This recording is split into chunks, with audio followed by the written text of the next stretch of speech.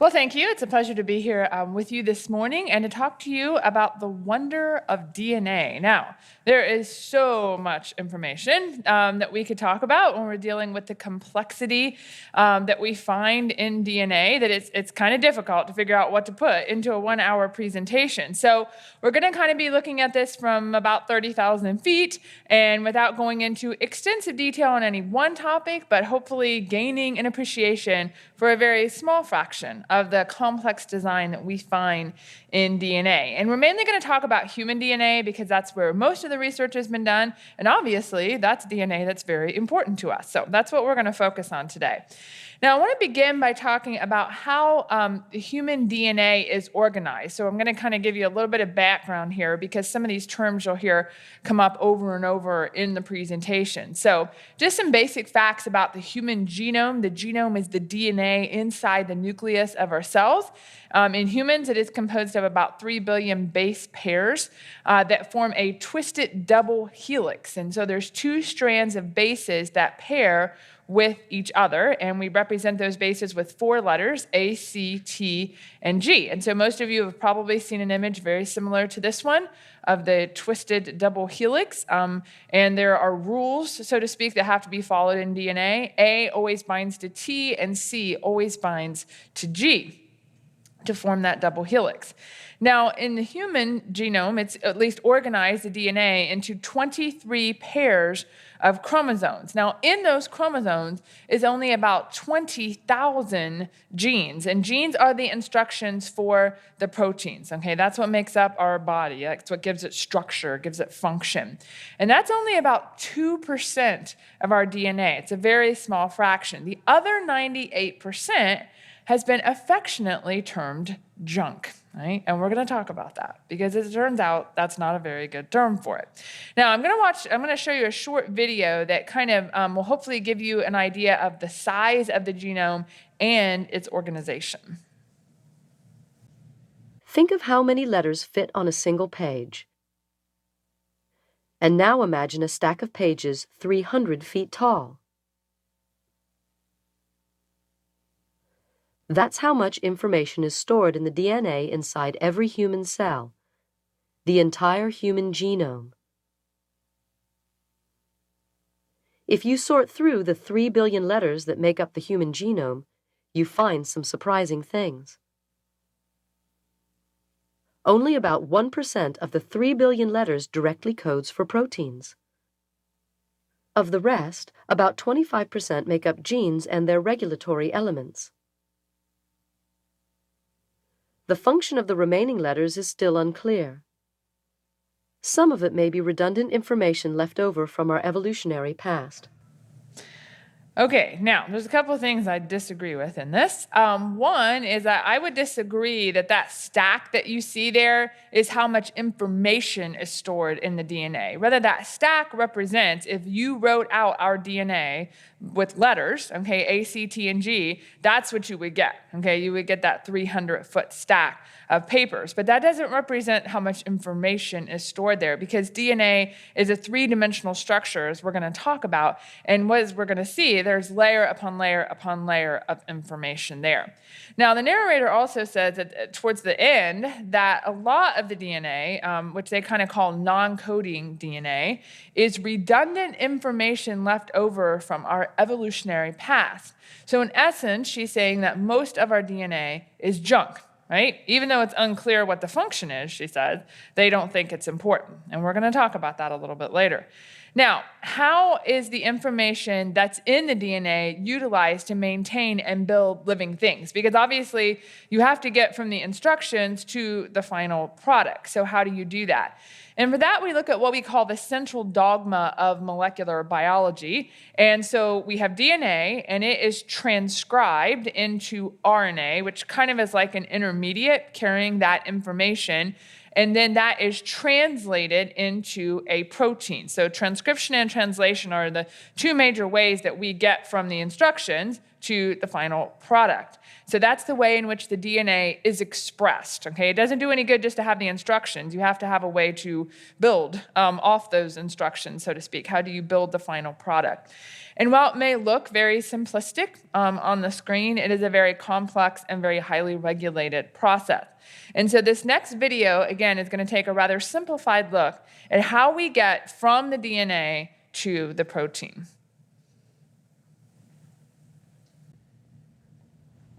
Here is a cell, the basic unit of all living tissue. In most human cells, there is a structure called the nucleus. The nucleus contains the genome. In humans, the genome is split between 23 pairs of chromosomes. Each chromosome contains a long strand of DNA, tightly packaged around proteins called histones. Within the DNA are sections called genes. These genes contain the instructions for making proteins. When a gene is switched on, an enzyme called RNA polymerase attaches to the start of the gene. It moves along the DNA, making a strand of messenger RNA out of free bases in the nucleus. The DNA code determines the order in which the free bases are added to the messenger RNA. This process is called transcription. Before the messenger RNA can be used as a template for the production of proteins, it needs to be processed. This involves removing and adding sections of RNA. The messenger RNA then moves out of the nucleus into the cytoplasm.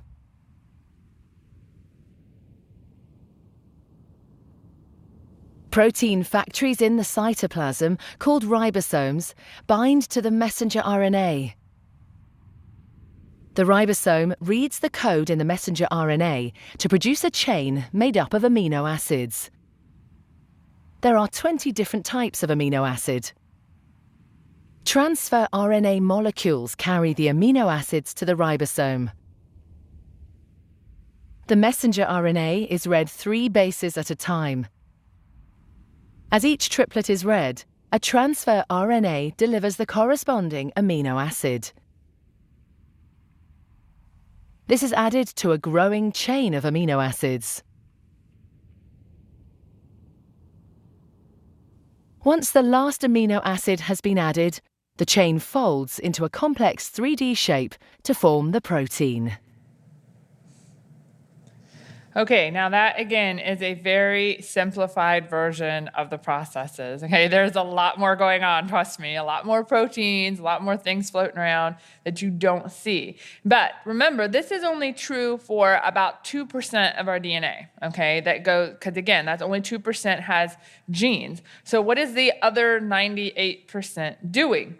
And what we're finding out is that a lot of that 98% is involved in regulation, okay? Because these processes have to be highly regulated. Because remember, all the DNA is in every cell of your body, right? But you need brain cells to produce brain proteins and liver cells to produce liver proteins, right? You can't have all the DNA expressed in every cell. They need to be specialized. So there's a lot of regulation there. So you need to know when to produce the proteins, how much, why, under what condition. It's going to be different if you're talking about a baby that's growing in the womb versus a child versus an adult versus an older adult.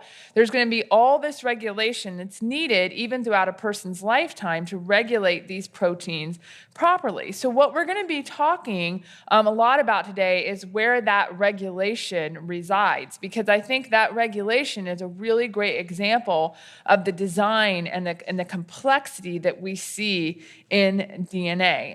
And so I hope that you'll see, again, just a very tiny fraction of the beautiful and amazing design that's there. And as we look at the complexity and the design of DNA, which really falls into the category of observational science. That's what we're going to be talking about a lot today. These are things that we observe in the present. They're in the here and now. They're observable, they're testable, they're repeatable. And so we need to keep in mind, though, that who or what we attribute that complexity that we observe in DNA to depends on our starting points, okay? What is our worldview for looking at DNA? That falls into the category of historical science, how the DNA got here, so to speak, how it got so complex. And so because the origin of that complexity that we observe is an event that has happened in the past. We can't observe it, we can't test it, and we can't repeat it.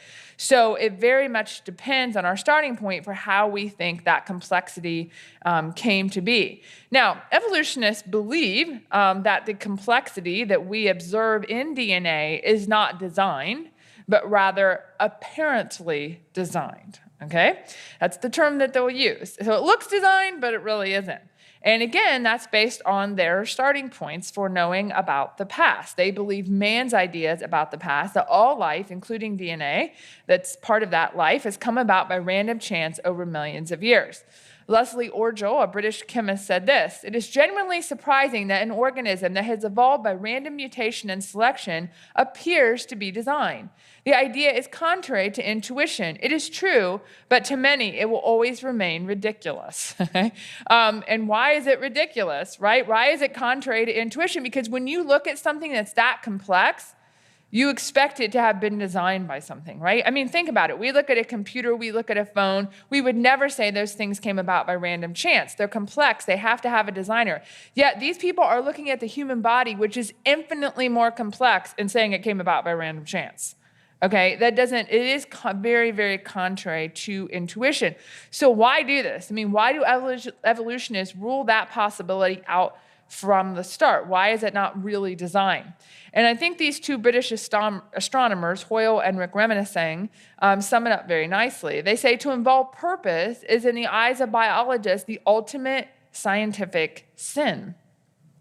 The revulsion in which biologists feel to the thought that purpose might have a place in the structure of biology is therefore a revulsion to the concept that biology might have a connection to an intelligence higher than our own. Because if something is designed, right, if it does seem to be there for a purpose, that means it's not come about by random chance. That means it's come about by a designer.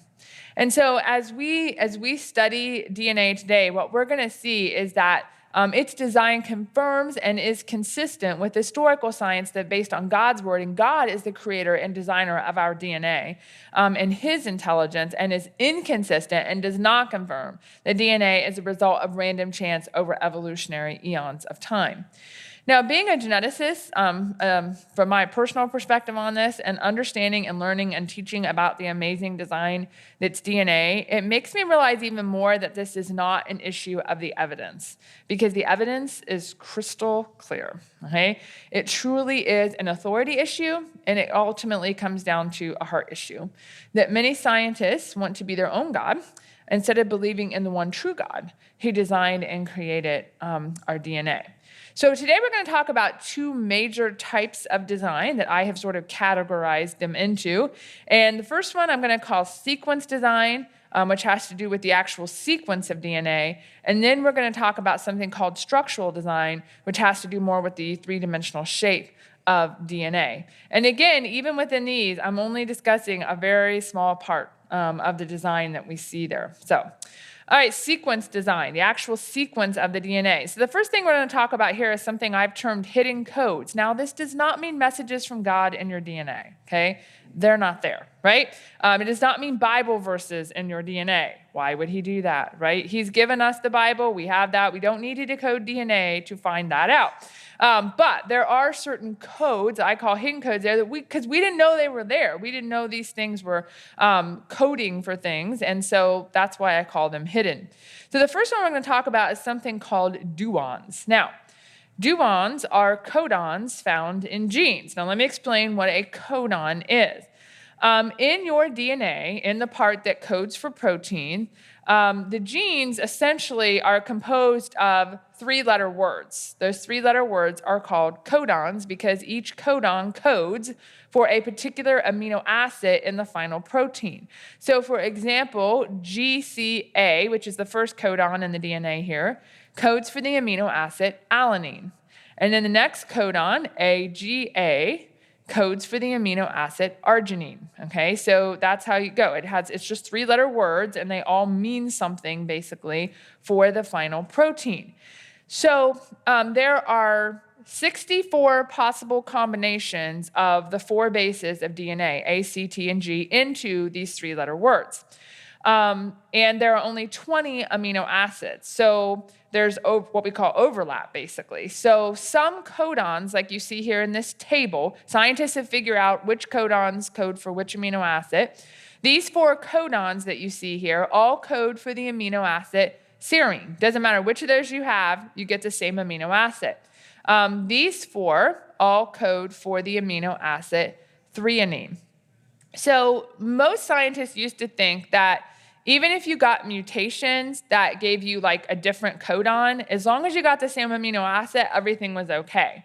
So for example, for serine, you could get TCT, or if there was a mutation that occurred and you have TCA, it's okay, right? Because you still get the same amino acid out of it. Well, that's the assuming that codons only do one thing, right? Which is code for the amino acid. And as it turns out, they don't. They do multiple things. And so they have what we could say dual purposes, which is why they're called, these particular ones are called duons. Not only do they specify the amino acid in the protein, but they also specify where factors bind to and regulate the expression of the gene. So they're involved in regulation, which, again, this is totally, no one ever thought this before. We just thought they coded for the amino acid. Now they're involved in regulation, okay, from going from DNA to RNA, and that this applies to about 15% of human codons. So they're doing 2 things. Now, that's going to be a problem for evolution, and it's really twofold. Because first of all, how do you explain the origins of these duons by random chance mutations? So not only do you have to have in the DNA a codon to code for the correct amino acid for the protein, but also has to regulate the expression of that gene correctly, like how fast it's going to go, or when it's going to happen, or under what conditions it's going to happen. So because it's doing 2 things. You have to evolve 2 things simultaneously. So I always say evolution got extremely lucky, right, in order to do this, right? I mean, if it's just doing 1 thing, you might say, well, okay, maybe that could happen by chance, but 2?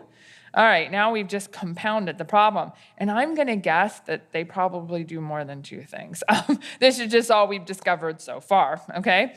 And the other thing is what are the odds that a mutation is going to be beneficial for both functions? Because that's how evolution works, right? It's by random chance mutation. So what are the odds that even if you end up with the same amino acid, right? So it's okay, you still got the same amino acid, but what about for the other function, right? The regulatory function. Oh, well, now you've messed that up. So it does matter which codon's there, right? You can't just take your pick. You have to have certain ones there because they're not just doing 1 thing. So it would be very hard to believe that that mutations would be beneficial for both functions. Even if it would be okay for one, it would probably likely destroy the other function. So you don't have the gain basically that you need for evolution. So it really becomes even more implausible to believe that random mutations over time have generated the complexity and the diversity of organisms that we see today. Because again, you're having to evolve 2 things at one time. This is clearly design, is not disorder. And one of the researchers that was involved in this research said, for over 40 years, we have assumed that DNA changes affecting the genetic code solely impact how proteins are made. That's the only thing it affects. Now we know that this basic assumption about reading the human genome missed half of the picture. You know what I'm going to guess is they've missed 99.9% of the picture, okay? Because we still haven't figured all of these things out yet. And why did they assume it was so simplistic, right, to start with? Well, because again, they're starting with evolutionary assumptions that would predict relative simplicity because everything came about by chance from a simple common ancestor. The level of complexity that we're seeing here is inconsistent with what they would predict, but totally consistent with what we would predict starting with God's word and God as a designer and creator of our DNA. Now, let's look at another hidden code, because there's other ones. And I've termed these translational pausing codons, TPCs. Now, there are also codons found in genes, but they're not involved in regulation. They're involved in something else. They have a dual purpose. They specify the amino acid. Okay, that hasn't changed, but now these codons allow for what we call pausing during translation. So they're not involved in transcription like we just saw. Now they're involved in translation for the proper folding of the protein. Now let me illustrate what I mean by this. When I showed this video earlier, like I said, this is really simplistic. And they're saying, oh, the protein is formed and then it folds up into the correct structure. Technically, that's not how it happens, okay? So as it's being formed, it's actually folding. That is important. If it waits until the end, it most likely will fold into an improper structure. And if you don't have the right structure, you don't get the right function. So it's really important that it fold as it goes. So sometimes as it's basically feeding through the ribosome here, there's some codons that take longer to find a match for, essentially. And so it pauses. It kind of stops it for a little bit, and that helps it fold correctly, that protein. And then the match will be found, and it will continue on. And then another one might come up, and it takes a while to find a match, so it pauses, and then it folds a little bit more, because these proteins can be really, really big. Again, that's like a really short one they're showing you there. They can be 300s or thousands of amino acids long. So you've got to be able to do this. Now, so again, they think they found this to be really important for the correct folding for the protein, and that is very important for function. If you don't have the right folds, you don't have the right function.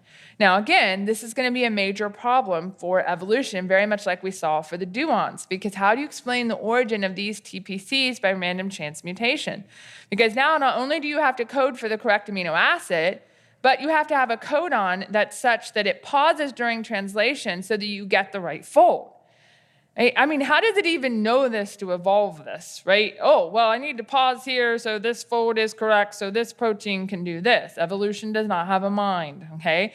And so that's definitely going to be a problem for it. So evolution would have had to got extremely lucky to be able to do this.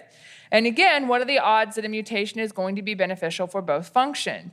Even if you're still okay on the amino acid side, you're probably not okay on the pausing side. And so it's not going to have the right structure, and it's not going to have the right function. So it's going to be a problem, and you're not going to get the gain that you need for evolution. So again, how do you get this, right? By random mutations over time. How could that generate the complexity and the diversity that we see in the DNA? This is design, this is not disorder.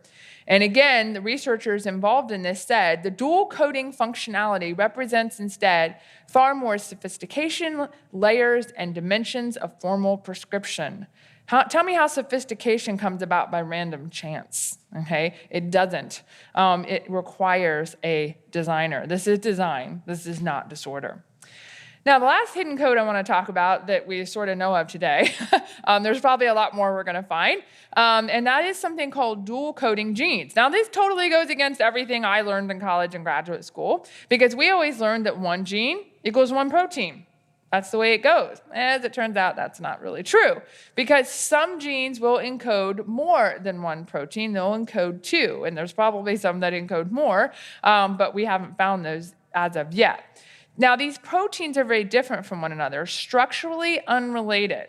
Okay, so we're not talking about like two versions of the same protein. We're talking about two completely different proteins that do two completely different things.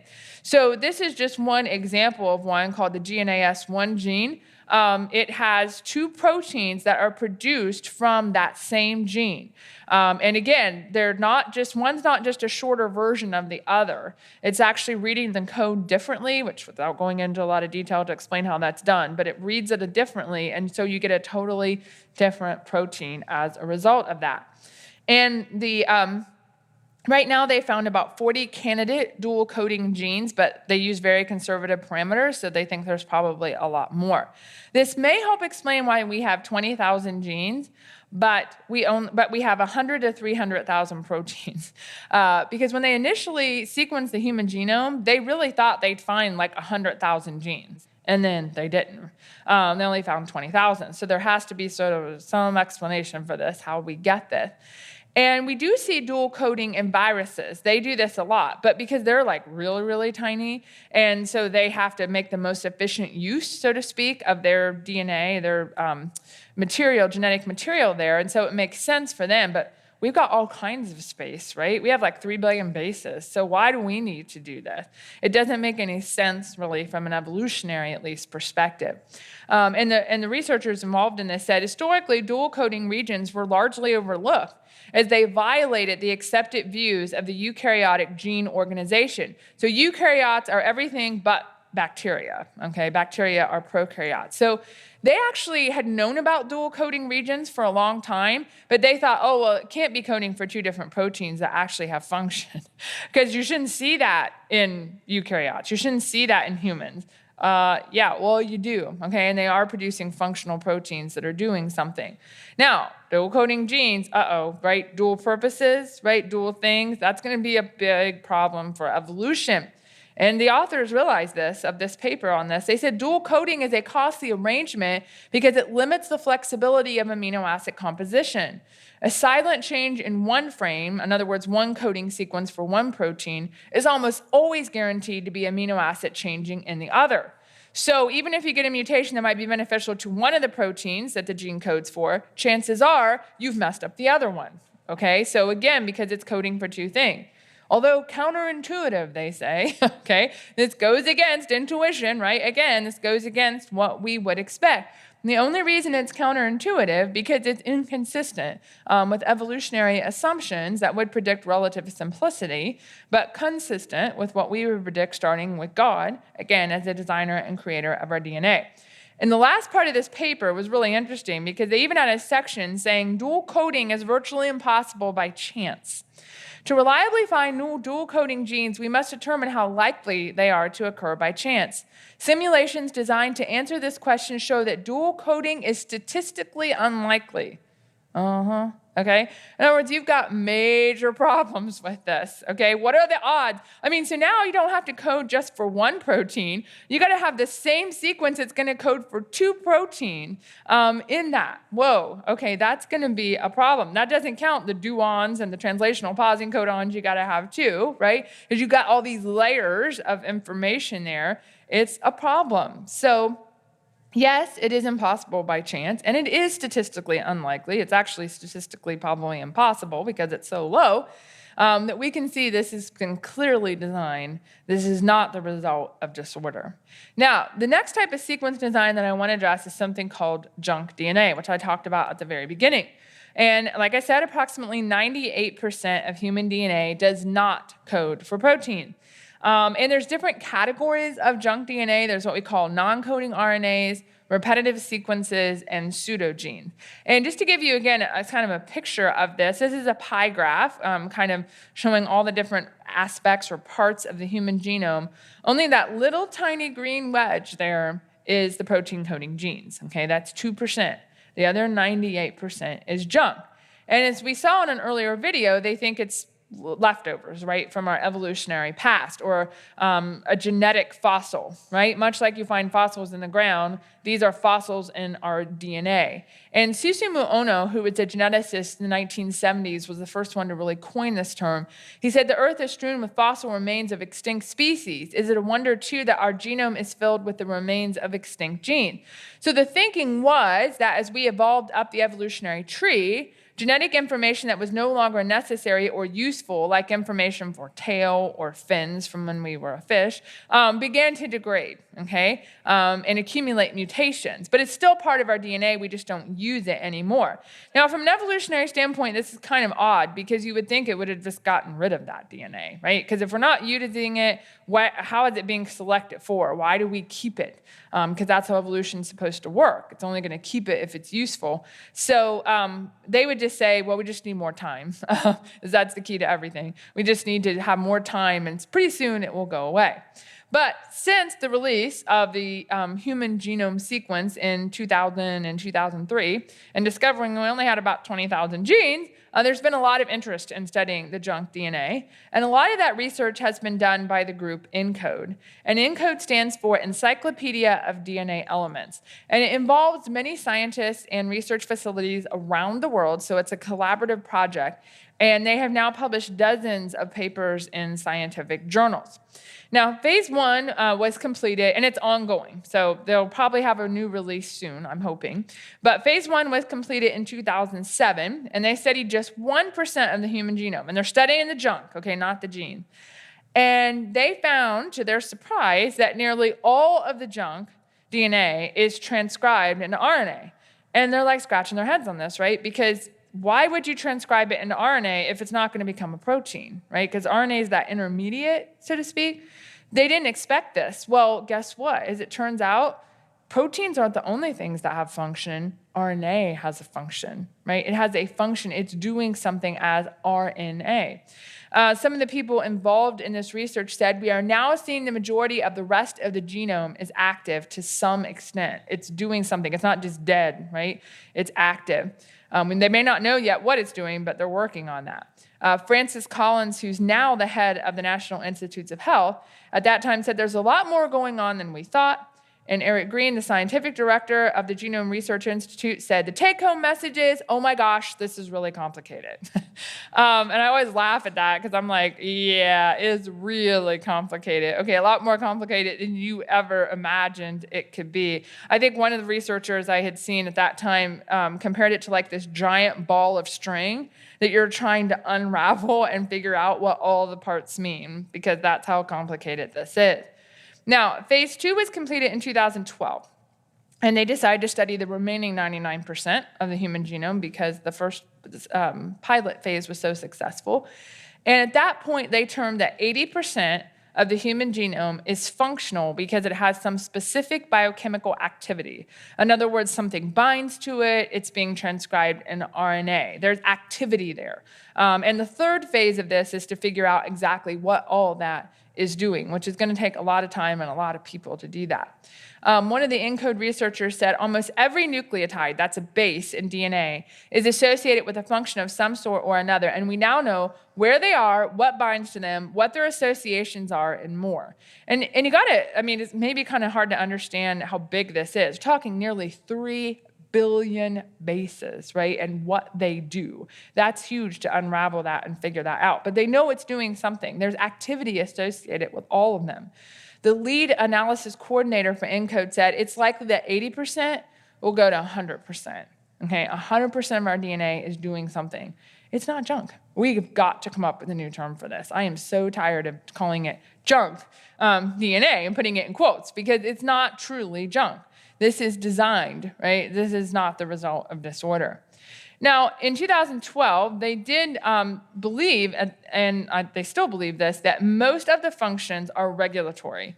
It's not, some of it might be coding for proteins, which we're still trying to figure that out. There does seem to be indications of that, but a lot of it is actually involved in the regulation, which, like I said, you've got to have a lot of regulation when you have all this DNA in every cell, and you have to regulate it all the time during all phases of life. There's got to be a lot of regulation. And so what's been really neat, though, about this research is that it's really opened the door to looking at variations in junk DNA and how they're related to disease. Because, see, for years, nobody looked in the junk DNA related to disease because they thought it was an evolutionary leftover, right? It's not important. It's not doing anything. And I kind of find it ironic because sometimes people will say, people like myself, being a creation scientist, well, you just believe God did it, so there's nothing to study. I mean, what do you do? And I'm like, God did it, which is why I want to study it, right? It's the result of a logical, intelligent, orderly God. So I have a reason to want to study it and understand it. I believe you can understand it. Whereas if it's just the result of random chance, why bother? But I think, for how many years did these evolutionary assumptions inhibit science, right? Inhibit research because people weren't even looking there. And how many years behind are we on some of this stuff because of those evolutionary ideas? So this is just some of the headlines on this, how junk DNA has been linked to things like cancer, type 2 diabetes, schizophrenia, celiac disease, Crohn's disease, stroke damage, over and over again, we're seeing that variations there. It's affecting the regulation most likely, and that's what's causing the disease. So it's really exciting to see this and be able to predict and hopefully help deal with these types of things in the future. Now, I want to look a little bit more at the junk DNA so you get kind of a better idea of it and what it's doing. And like I said, there's several types. There's the non-coding RNAs that do something as RNA. They're not becoming a protein, but they're doing some sort of probably regulatory function. Repetitive sequences, you realize that over 50% of your DNA just says the same thing over and over again. And people thought, well, that's obviously not important. It is, okay? And we're going to talk more about that when we talk about the structure of DNA. And then pseudogenes. These are supposedly non-functional copies of functional genes. They look a lot like genes we have, but they don't produce proteins. They don't do anything important. As it turns out, they probably do. And so some of the functions of junk DNA that we found so far, one of the important things is something we call gene silencing. It's turning genes off. Okay, because you got to be able to turn them on, but you have to be able to turn them off. And so it's involved in that, especially the non-coding RNA. Fine-tuning transcription translation, okay, getting this just so you get the right amount at the right time. Regulating genes during embryo formation. Mouse studies have shown that knocking out, what they call knocking out or deleting certain parts of junk DNA are lethal. The embryo does not even make it. Okay, and if they do make it, a lot of times they have severe growth and developmental problems. So junk DNA is important, right? Because if you can knock it out and there's a problem, then we know it has a function. They're involved in DNA formatting, and we'll talk more about that in structural design with the actual structure of the DNA, and in generating genetic diversity, especially in our immune system. So you're exposed to lots of different foreign invaders on any given day, and so your body has to be able to generate antibodies against those, but you don't have all that encoded, so to speak, automatically. You kind of cut and paste, so to speak, gene to be able to do that and form the proper antibodies. And pseudogenes are probably involved in some of the body's ability to do that. So junk DNA is not junk. Obviously, it has a function, it's important, and it seriously constrains evolution, right? Because you can't just go making mutations wherever you want and expect everything to be okay. It's not. And just like the hidden codes constrain it. So this is design, this is not disorder. So then, have evolutionists given up the idea that junk DNA is junk? Have they given up on that? And I think some have. I don't think, especially the people involved in ENCODE, I'm not sure how you can keep saying it's junk when you clearly are finding out, observing that it has function. But some of the vocal ones, at least evolutionarily speaking, are still not willing to concede that junk is not junk. Okay, they're not willing to believe that. And I want to share with you a couple of quotes from one of them just to illustrate why that's the case. And this comes from John Timmer, and he's a molecular biologist at Cornell and Stony Brook University in New York. And he wrote the following article right after the first release of ENCODE in 2007. And he said, personally, I fall into the it's all junk into the spectrum. If almost all of these sequences are not conserved by evolution, and we haven't found a function for any of them yet, it's hard to see how the none of it's junk view can be maintained. Okay, so here's the problem, though. To say we haven't found a function for any of them yet, yeah, we have. Even by 2007, there had been papers reporting the function of junk DNA. So either he not aware of those, which I find hard to believe, or he's just overstating, this, because we have found a function for quite a few of them, even by that point. Now, what about after 2012? Because that found even more function, right? More biochemical activity. What did he say? He said, "And the issue of what constitutes junk DNA is likely to remain controversial.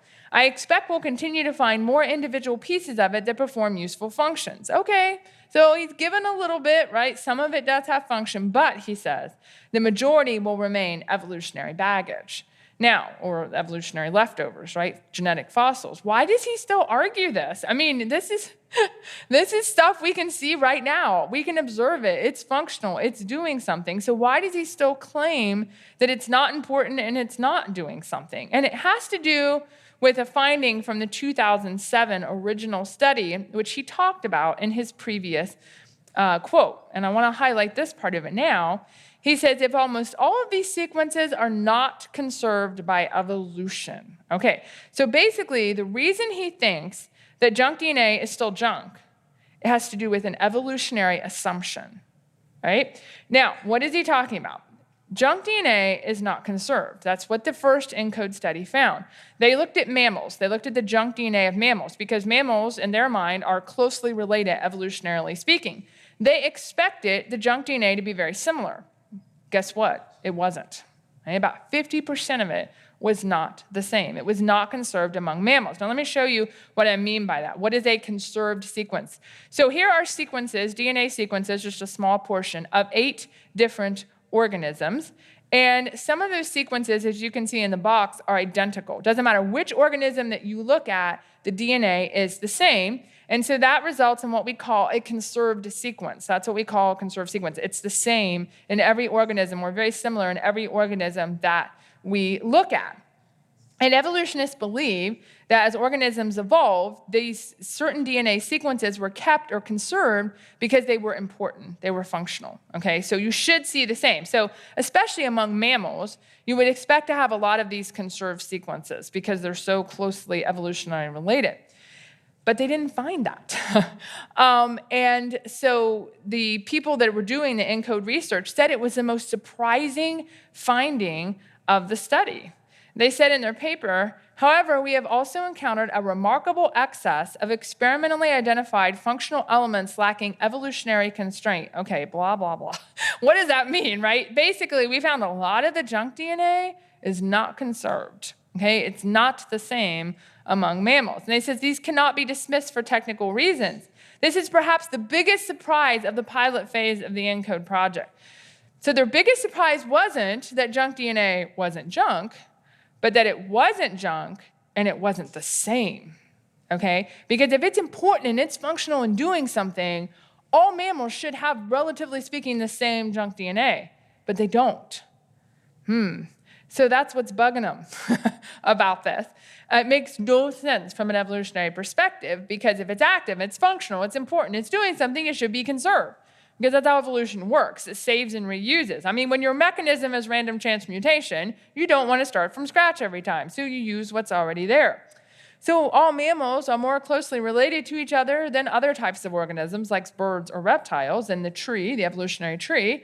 So the junk DNA should be pretty similar among mammals, certainly more than 50% if they know that that junk DNA is important and it's doing something. So the reason they're saying that junk DNA is still junk, all right, the whole reason is because it does not fit their evolutionary worldview. It does not fit because it's not conserved among the mammals. So they say, it's still junk. It's just evolutionary baggage, although some of it might have function. The vast majority does not and cannot because that is not consistent with what we would expect from evolution. Whoa. Okay, now, I'm going to be honest with you. To me, this is probably one of the biggest instances, I think, with evolutionary scientists so clearly denying what we are actually observing in the present because it does not fit with their evolutionary ideas. I mean, this is not a question. It's functional. It's doing something. We're seeing nearly all of it is, and yet they continue to deny it, to deny what is right in front of them because it doesn't fit with their evolutionary ideas. It makes no sense from that perspective. This isn't about the evidence. Like I said, the evidence is clear, but they continue to deny it because of a worldview, because ultimately of a heart issue. And to a biblical creationist, really the ENCODE finding of the fact that junk DNA is not conserved among mammals really isn't all that surprising. And because, again, we don't believe in an evolutionary tree of continuity, so to speak, where we would see a lot of conservation. We believe in the orchard of discontinuity, where you have lots of different kinds, okay, of organisms, but they all have their own DNA, right? They all have their own junk DNA. And while there are some similarities, because, of course, among mammals, our bodies have to do similar things, there's also a lot of differences, and probably a lot of that difference resides in the junk DNA. So what the ENCODE study really confirms is that each animal was created according to its kind with the junk, and it's not really junk, but with the junk DNA that it needed to properly regulate its genes for its kind. And so despite, though, what some scientists say about junk DNA, or some evolutionary scientists, I think there are some I think it's increasing because you can't deny the obvious. You can only do that so long, that this is important. It is functional. It is doing something. And I appreciated what these two scientists, who are evolutionists, said regarding junk DNA, which they have studied. They said, our expectation is that one day we will think of what used to be called junk DNA as a critical component of truly expert cellular control regimes. Yes, expert, because an expert designed it, right? God, as a designer and creator of our DNA. This is designed. This is not disordered. Now, we want to talk about structural design. And structural design deals with the actual physical three-dimensional structure of DNA, which is determined by the sequence of the DNA. So sequence relates to structure, as we'll see, and also to chemical modifications that affect how tightly the DNA is wound up in the nucleus of the cell. There is 6 feet of DNA in every nucleus of every cell of your body, at least, that has a nucleus. You can fit 10,000 nuclei on the head of a pin. Okay, so we're talking major packaging, right? I mean, major packaging to get that to work. And so it is very highly regulated, because when the DNA is like this, and so it looks like a chromosome, that's usually when the cell is getting ready to divide, the DNA has got to be really wound up, okay, really bound up, so to speak. The blue here is the DNA, and the purple are proteins called histones. They're like little balls that the DNA winds around. And so the packaging is really tight here. So when it's like this, you're not going to transcribe or translate anything, okay? It's too tight. It's not available. So to do that, you have to unwind the DNA, which is what you see over here. And when it's unwound like this, then you can transcribe it and you can translate it. So there's a lot of regulation going on to decide how tight or untight, so to speak, that the DNA is. And so there's another layer of information there, right, of regulation and design that's really outside the actual sequence of the bases, but it has to do with the three-dimensional physical structure of the DNA, because this regulates the expression of the genes. So what regulates that? Okay, what controls this packaging? And some of it is the DNA sequence itself.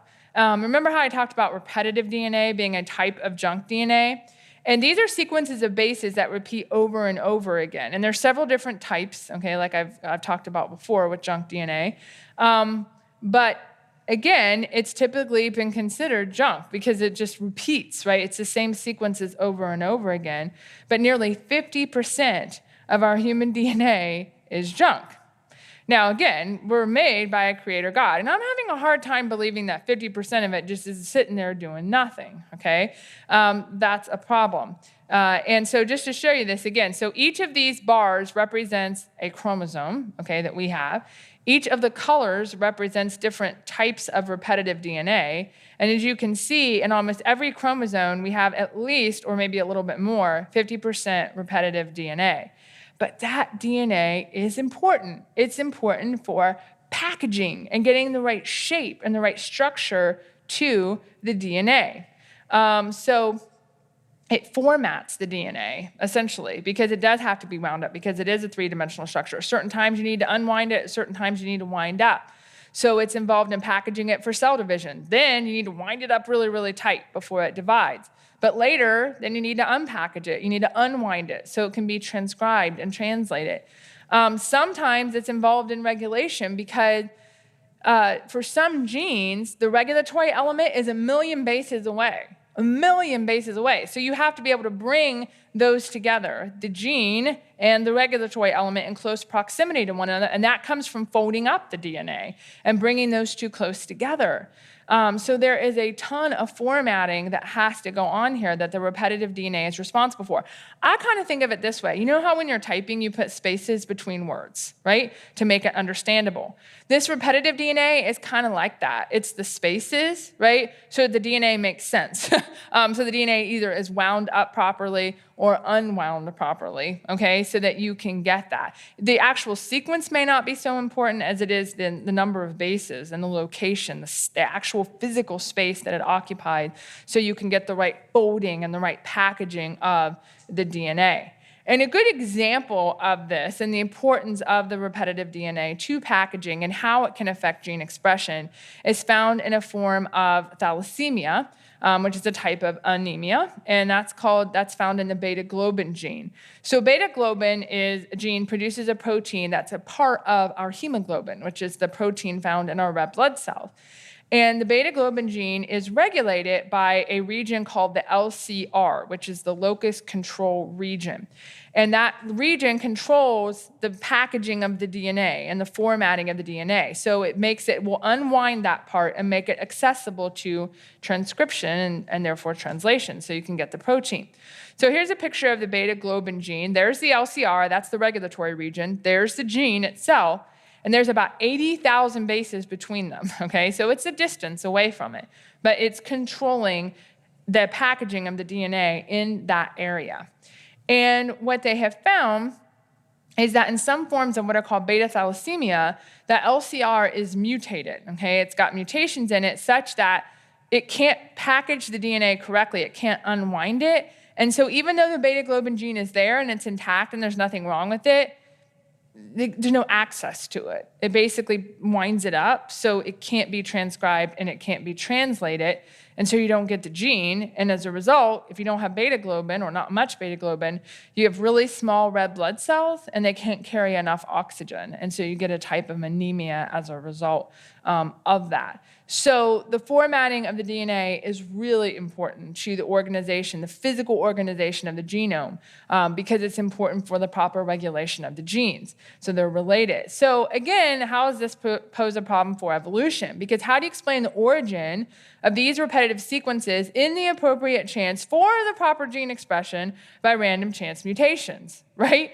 I mean, so not only do you have to have the gene, but you have to have the proper formatting and packaging of that gene in the DNA such that it will be unwound at the appropriate time, transcribed, and translated. So again, there's this whole other layer of information that's there. And again, so it's hard to explain the origin of it, but then you also have to explain how that's going to be maintained, because for evolution to continue, right, you have to generate new genes. And so you also have to get proper formatting of those genes, because to go from one organism to another, you can't just tweak the DNA that's there, right? You got to add stuff, okay? If you're going to go from a dinosaur to a bird, which is what evolutionists believe, you got to add a lot of genes, okay, to get that. And so you not only have to get new genes, but they have to be in a certain location in the genome to allow proper packaging, proper formatting of that DNA. Again, evolution must have got extremely lucky.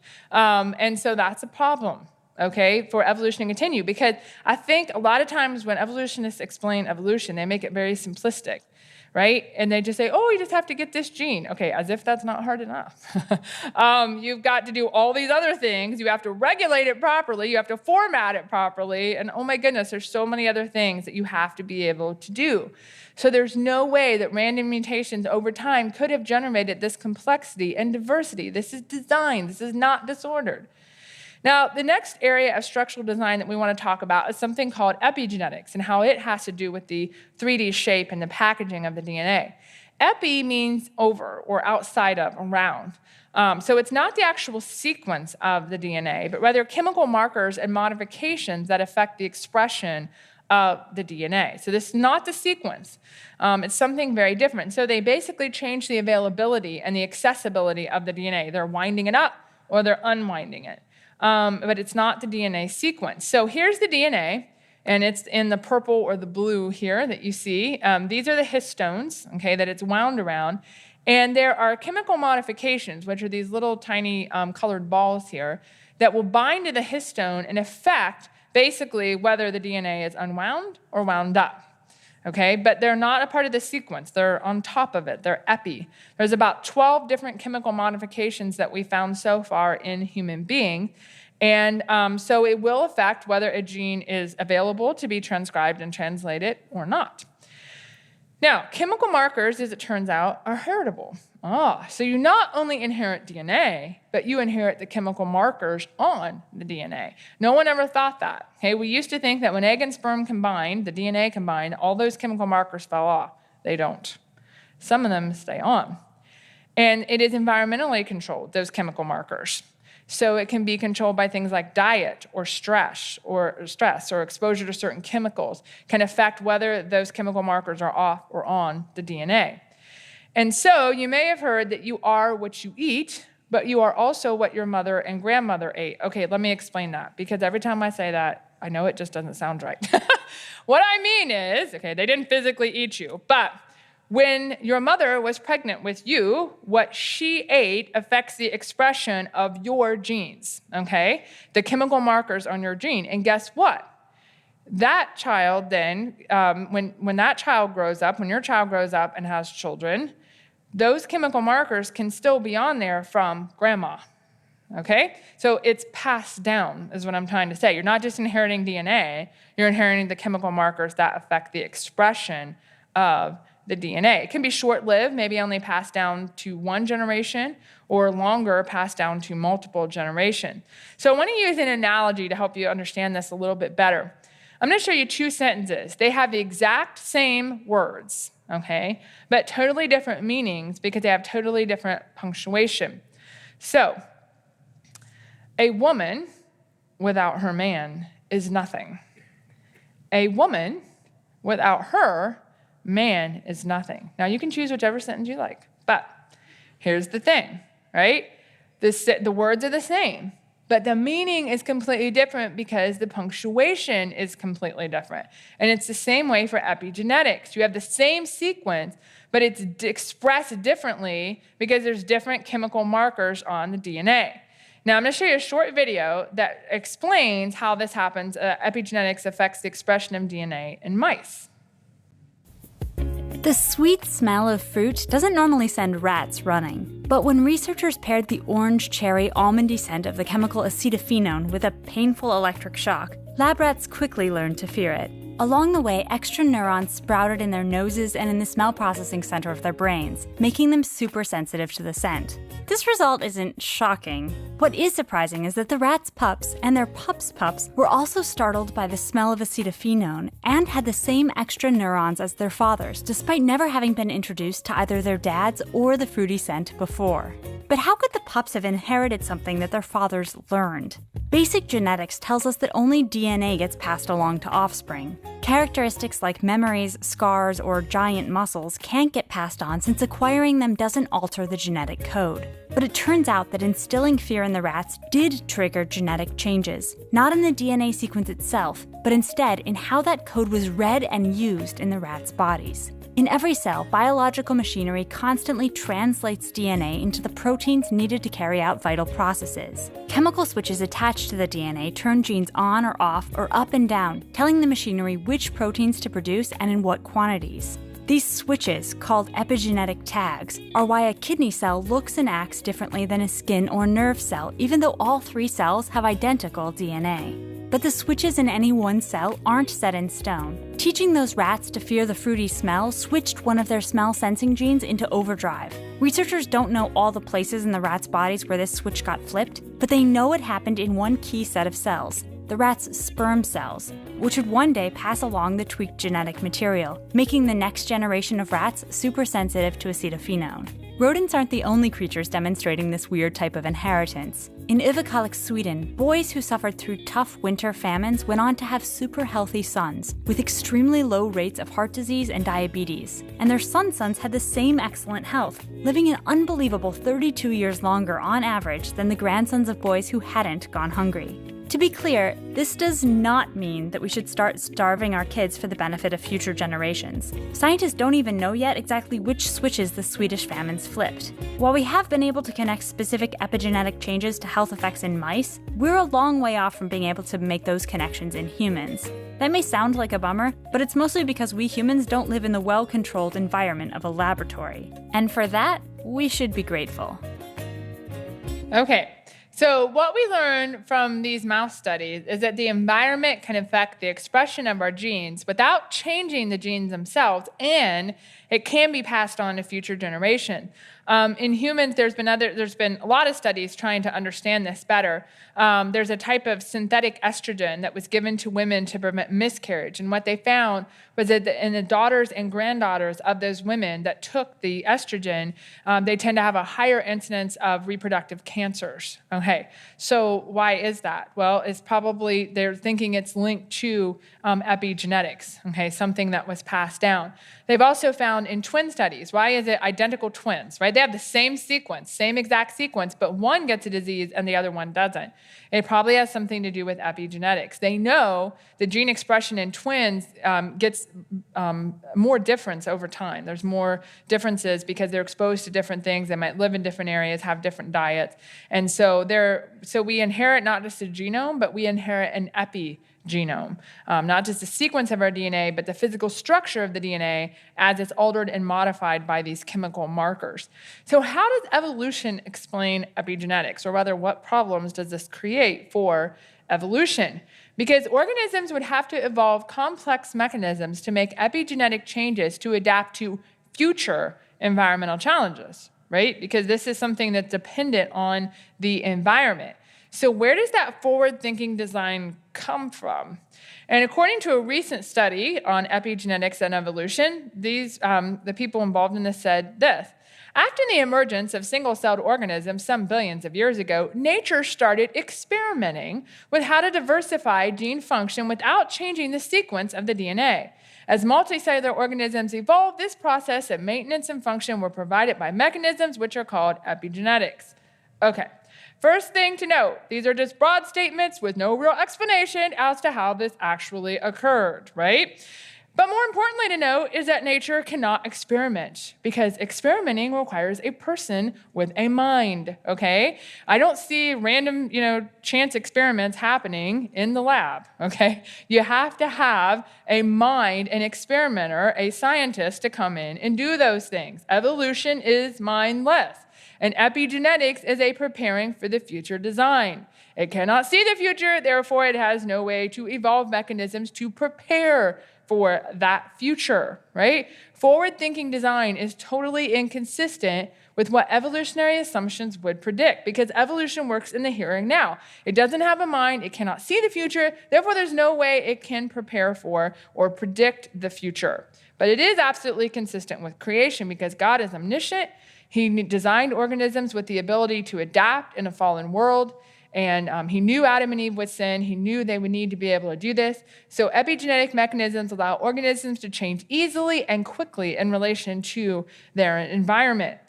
So if they need to change again in the future, they can do that. Those changes are valuable. They provide immediate benefits for the offspring. They are heritable, but they don't ultimately change the sequence of the DNA. So it's kind of a cool way, right? To change the gene, to change the expression of the genes without making major lifelong, so to speak, changes. So this is totally consistent, forward-thinking design, right? And preparation with what you would predict starting God's word, and God is the designer and creator of our DNA. This is design. This is not disorder. So what I hope you've seen in just these few examples is that the complexity and organization observed in DNA severely constrains evolution from making changes that over time would result in the evolution of one kind of organism into a completely different kind of organism. Nearly all of the DNA is functional and important. It's purposely created and designed. So there's no question that we can know God through what he has created. Romans 1:20 makes that clear. So if design is so clear, then why do many scientists continue to not believe that God is a designer and creator of our DNA? Because they suppress the truth in unrighteousness, right?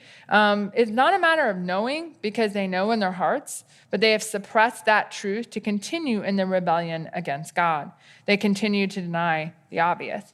So that's why it's so important that in our apologetic, when we defend the faith, that we never forget that this is not about the evidence, because the evidence is clear, but rather it's our starting point, our presupposition, our foundation. When we look at that evidence, do we start with man, who wasn't there during the supposed millions and billions of years of evolution, of Earth's history? Or do we start with God, who is an eyewitness to creation and inspired man to write that down? Because God can be known through what he has made, but may we also remember that faith comes by hearing and hearing by the word of God. You've been a great audience, and I hope you enjoy the rest of your day here. Thank you.